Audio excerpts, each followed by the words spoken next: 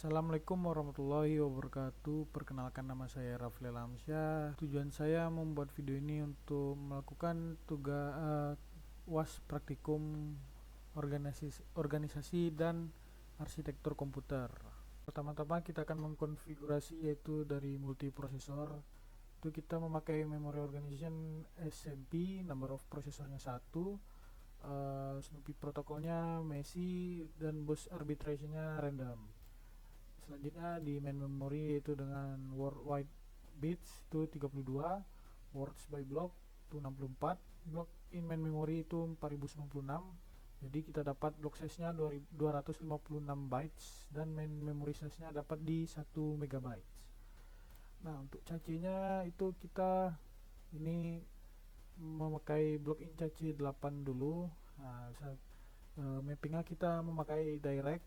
Nanti ada itu kita akan memakai two way asosiatif, four way asosiatif, dan eight way asosiatif. Nah, di sini saya akan memakai direct dulu. Oke, kita akan memakai memory trace nya itu adalah com. Langsung saja kita uji coba itu dengan ini. Kita akan melihat hit dan miss-nya. Untuk pertanyaannya itulah apakah miss rate meningkat atau menurun dengan meningkatnya asosiatif. Mengapa? Saya menjawabnya di sini. Miss rate pada chats biasanya menurun dengan meningkatnya associativity dikarenakan yaitu yang pertama mengurangi konflik miss, yang kedua itu lebih baik memanfaatkan chats, yang ketiga itu improve spatial locality. Nah, yang pertanyaan kedua itu adalah apakah pengaruh tingkat asosiatif meningkat atau menurun dengan meningkatnya ukuran chats. Mengapa? Saya menjawabnya di sini itu pengaruh tingkat associativity cenderung menurun dengan meningkatnya ukuran chats dikarenakan itu yang pertama ukuran chatsnya besar, yang kedua itu diminishing returns. Pertanyaan yang ketiga, kesimpulannya apakah peningkatan asosiatif meningkatkan kinerja sistem?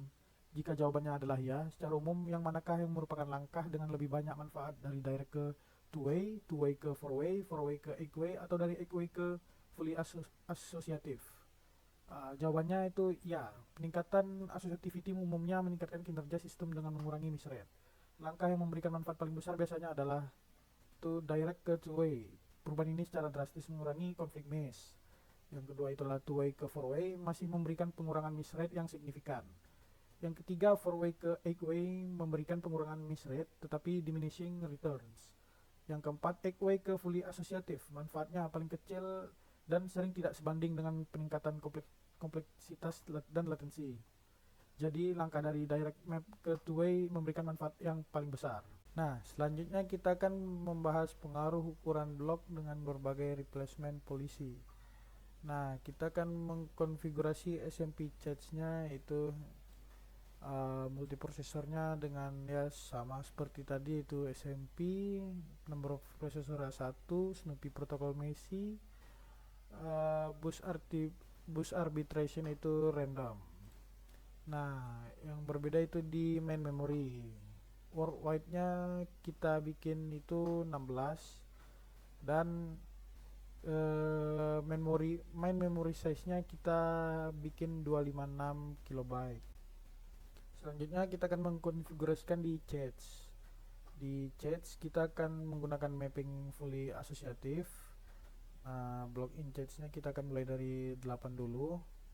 Nah, nanti kita akan yang ubah-ubah itu di replacement policy-nya, yaitu LRU, FIFO, dan LFU. Nah, kita akan mencoba di LRU dulu. Kita akan memakai memory trace yaitu NASA 7 ya. Lalu kita akan mentesnya itu dengan ini chats text, oke. Lalu kita dapat hit dan miss-nya itu segini ya. Pertanyaannya yang pertama itu adalah apakah miss rate meningkat atau menurun dengan meningkatnya ukuran blok? Jelaskan. Saya menjawab, miss rate cenderung menurun dengan meningkatnya ukuran blok dikarenakan yaitu ada spatial locality. Data yang berdekatan lebih mungkin dimuat bersama dalam satu blok, mengurangi miss rate untuk akses data yang berurutan. Namun ada batasannya, itu yang pertama, capacity Miss, jika ukuran blok terlalu besar, jumlah blok yang dapat disimpan dalam cache berkurang sehingga capacity miss bisa meningkat.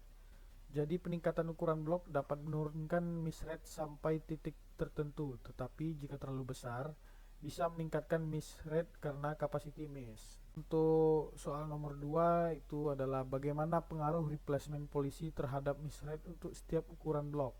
Jelaskan.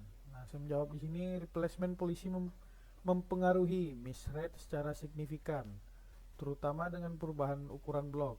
Yang pertama, ukuran blok kecil. Dengan blok kecil, replacement policy seperti least recently used atau LRU dapat secara efektif menjaga data yang sering digunakan dalam cache, mengurangi miss rate. Nah, yang kedua, ukuran blok besar. Dengan blok besar, kebijakan replacement yang cerdas seperti LRU atau LFU, yaitu least frequently used, menjadi lebih penting untuk menghindari mengganti blok yang mungkin masih diperlukan sehingga mengurangi miss rate. Nah, kesimpulannya itu replacement policy yang baik dapat lebih efektif menurunkan miss rate, terutama ketika ukuran blok meningkat dengan memastikan blok yang paling mungkin digunakan tetap berada di cache. Untuk soal nomor 3 itu adalah secara umum manakah replacement policy dengan miss rate terbaik dan mana yang paling buruk. Nah, menurut saya yang paling terbaik itu adalah least recently used atau LRU. Mengapa dia yang terbaik? Dikarenakan itu dia memanfaatkan data yang baru diakses dan kemungkinan akan diakses lagi dalam waktu yang dekat. Nah, menurut saya yang terburuk itu adalah first in, first out, itu disingkat dengan FIFO. Nah, mengapa yang terburuk? Dikarenakan mengganti data berdasarkan urutan kedatangan tanpa mempertimbangkan penggunaan terkini. Soal nomor 4, analisislah apakah setiap trace file memengaruhi kinerja dari masing-masing replacement policy. Apakah manfaat kinerja seluruh replacement policy terjadi untuk semua tolak ukur atau bergantung pada file trace-nya. Nah, di sini saya menjawab kinerja setiap replacement policy sangat dipengaruhi oleh trace file. Manfaat kinerja dari setiap replacement policy tidak universal dan sangat bergantung pada karakteristik file trace-nya yang digunakan. Mungkin sampai di sini saja video saya. Apabila saya ada salah kata, mohon dimaafkan. Lalu terima kasih yang sudah menonton video saya. Saya akhiri dengan mengucapkan wabillahi taufiq wal hidayah. Wassalamualaikum warahmatullahi wabarakatuh.